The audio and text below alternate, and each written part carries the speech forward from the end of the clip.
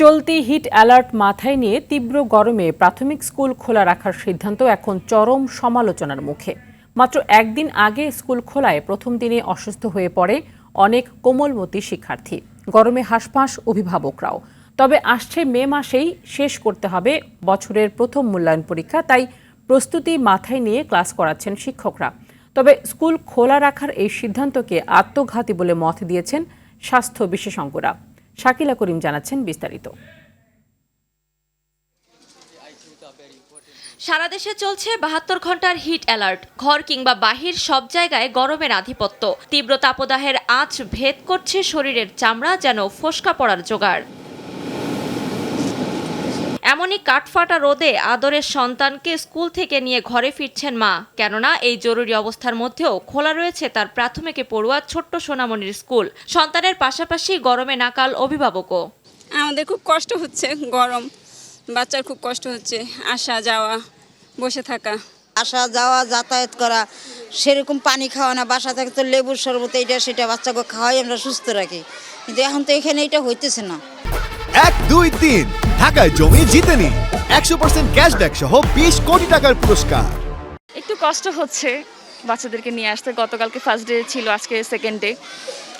গরমে বাচ্চা বাসায় গিয়ে ঘুমায় পড়ছে, এত অসুস্থ হয়ে গেছে। মন্ত্রণালয়ের নির্দেশ অনুযায়ী খোলা রয়েছে রাজধানীর প্রাথমিক বিদ্যালয়, তবে উপস্থিতি একেবারে হাতে গোনা। এমন গরমে স্কুলে আসতে অনীহা অনেক শিক্ষার্থীর। অনেক গরম, প্রচুর।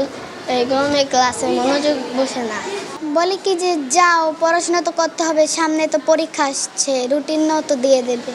আম্মু বলছে যা স্কুলে যেতে তো হবে, নাহলে পরীক্ষার সময় পরীক্ষা তো আর কদিন করে আসতে। গরমের ভিতরে আমাদের কষ্ট হলেও সিলেবাসটা কমপ্লিট করতে হবে। শিক্ষকরা বলছেন মে মাসের মাঝামাঝি অনুষ্ঠিত হবে এই শিক্ষাবর্ষের প্রথম মূল্যায়ন পরীক্ষা, তাই কষ্ট হলেও বিদ্যালয়ে পাঠদান করতে আসছেন তারা। ক্লাসে 25 জন শিক্ষার্থী, তার মধ্যে হচ্ছে আজকে 8 জন উপস্থিত।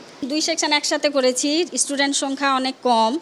হ্যাঁ, অনেক শিক্ষার্থী আমাদের হচ্ছে হয়ে গেছে, অসুস্থ হয়ে পড়ছে। তাপদাহের মধ্যে স্কুল খোলা থাকায় শিশুর স্বাস্থ্য ঝুঁকির পাশাপাশি মানসিক স্বাস্থ্য ক্ষতিগ্রস্ত হচ্ছে। ফলে এই সিদ্ধান্ত অনেকটা আত্মঘাতী বলে মত স্বাস্থ্য বিশেষজ্ঞদের। এই 5-6 দিনের জন্য আবার স্কুল খুলে এই যে অঘটনগুলো ঘটলো সারা দেশে, এইটার দায় দায়িত্ব তো আর কেউ নেবে না। তো এই জন্য আমাদেরকে জনস্বাস্থ্যের প্রেক্ষাপটে আমাদেরকে এটাকে সামগ্রিকভাবে চিন্তা করতে হবে। তীব্র তাপদাহের কারণে ঢাকা সহ দেশের 5টি জেলার সব মাধ্যমিক বিদ্যালয়, কলেজ, মাদ্রাসা ও কারিগরি শিক্ষা প্রতিষ্ঠান আজ বন্ধ রয়েছে। বাকি 4টি জেলা হলো চুয়াডাঙ্গা, যশোর, খুলনা ও রাজশাহী। বিজ্ঞপ্তিতে বলা হয়েছে ওই সব জেলার প্রাথমিক বিদ্যালয় খোলা থাকবে। রোববার রাতে পৃথক 2টি সংবাদ বিজ্ঞপ্তিতে এ তথ্য জানানো হয়।